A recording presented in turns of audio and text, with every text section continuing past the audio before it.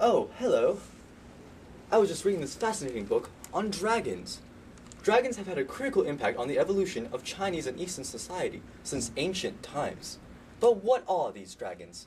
How do they differ from European dragons? And how did they ultimately shape the evolution of Chinese civilization? To answer these questions, we must first look at the origins of dragons. The first dragon statue dates back to the 5th millennium BC from the Yangshao culture. Ancient Chinese tribes from this time had different totems, scholars believe, and when fused over time created the dragon. Others believe the dragon arose out of imperial snake coat of arms of Qin Shi Huangdi. Whenever he defeated enemy empires, it is rumored he added their emblems to his own, eventually resulting in the formation of the dragon. This belief that dragons were the combination of many different animals is supported by the Han scholar Wang Fu, who recorded Chinese myths that the dragon was a combination of 9 different animals: the horse, snake, stag, camel, tiger, clam, carp, eagle, and cow. Whatever their origin, dragons emerged in China as a symbol of imperial power and spread to Japan, Korea, Vietnam, and eventually the West as well. Dragons have had many roles since their inception in Chinese culture. Unlike European dragons, Chinese dragons are seen to be bringers of fortune, wealth, and prosperity in Asian culture. Additionally, there is a great variety in the depictions of dragons across cultures. Dragons are depicted in the West with 2 wings and 4 legs, whereas the Eastern dragon resembles a snake, having no wings. But Asian dragons differed even amongst themselves, especially their number of toes. The imperial Chinese dragon had 5 toes, while the common Chinese dragon had only 4 toes, and once reaching Japan, the colonial Japanese dragon had only 3 toes. In general, Chinese scholars theorized that the further dragons went from China, the fewer toes they had. We have invited special guest Dr. Wang Fu, professor of Eastern Dragon Studies at the University of China, to discuss the impact of dragons. The way dragons were perceived in these 2 different regions also varied as much as the regions themselves. European dragons were traditionally considered evil, while Chinese dragons symbolized potent and auspicious power, particularly control over water, rainfall, hurricane, and floods. It is also a symbol of power, strength, and good luck. The Chinese emperor usually used the dragon as a symbol of imperial power. In an excavation site of an imperial city of the classical Han Dynasty, scholars have discovered an ancient artifact depicting the relationship between the dragon and the phoenix, along with some religious hymns. Okay. P5Q.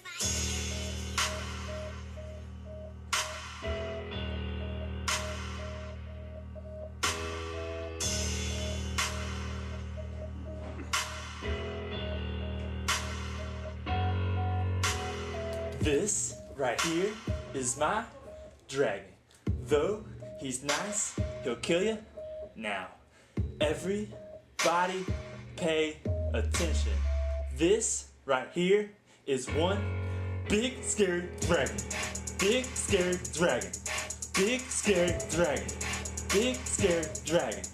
People all around him don't know what he's talking about. So in this rap right here we about to find out. Yeah, he's a Kamen demon cow, deer, clam, snake, eagle, tiger, carp, the dragon these all make.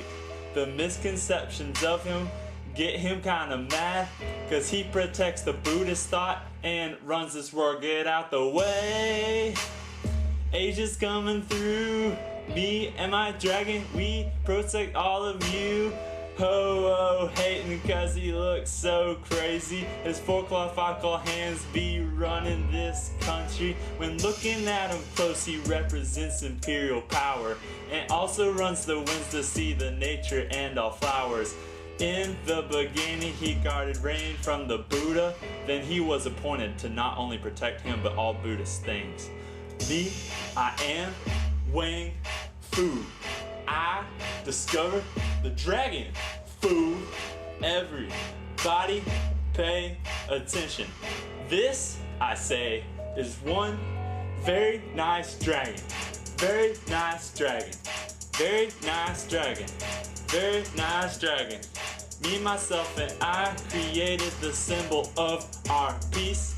The thing that exists in all these separate things, the celestial and spiritual, earth, horned and underworld, the yellow and the coiling, and finally the Dragon King. These are the dragons watching over us, whom we pray to and let take hold of us.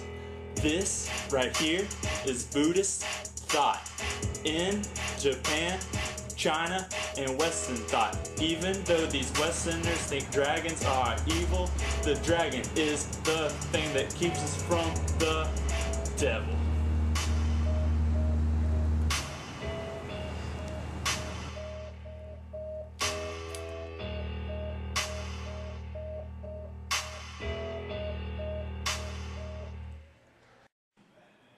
Clearly, from this depiction of the dragon-phoenix relationship, we can see they have a dynamic association, similar to how the yin opposes yang, but one cannot exist without the other.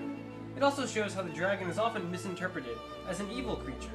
Rather, it is a mystic and auspicious creature who brings goodwill and fortune. Dragons were an attractive feature to Asian cultures because, as powerful, majestic beings prominent in China, they spread along with Chinese culture to the rest of Asia as a symbol of authority. The use of the dragon was promoted by Chinese emperors and once adopted as a religious symbol, which is used by Buddhism, Shinto, and Taoism. Native religions eventually incorporated dragons into their teachings, much like how Buddhism, when it went to China, incorporated Confucian ideas. Originally spread as mythology, the dragon mixed with native ideals, such as Shinto, Buddhism, and Taoism. Taoism saw perhaps the most prominent use of the dragon of any of the Eastern religions. Seen in dragon statues and dances, the dragon represented yang in opposition to the phoenix, who represented yin, before the Taiji-Tu emerged. Additionally, dragons are seen in Taoist architecture, along with and opposed to phoenixes. Shinto also saw a prominent use of dragons. Adopting a lot of its culture from China, Japan absorbed the dragon into its culture. Shinto saw the dragon appear in shrines, and particularly in Ryujin Shinko, or dragon god faith, and a variation of Shinto in which dragons are worshipped as water kami.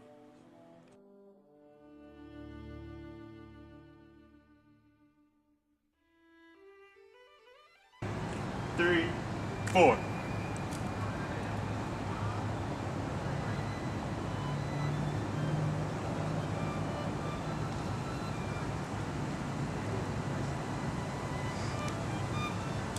Okay, that's good.